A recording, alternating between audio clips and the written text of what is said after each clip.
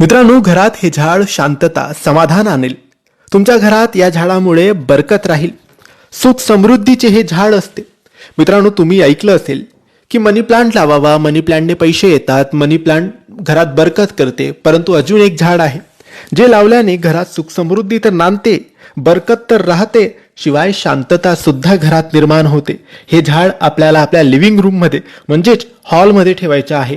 याचे छोटेसं झाड आणलं किंवा मोठं आणलं तरी तुम्ही ते ठेवू शकता. आता हे झाड कोणतं? तर हे झाड आहे बांबूचे झाड, बांबू प्लांट. हो, तुम्हाला बांबूचे झाड आणायचे आहे आणि त्याची संख्या ही 6 असली पाहिजे. जर एक आणलं तर 6 संख्येत आणा, 6 पेक्षा जास्त आणा, किंवा मग पूर्ण रोप भेटलं तर रोप तुम्ही आणायचं आहे आणि तुमच्या हॉलमध्ये ते लावायचे आहे.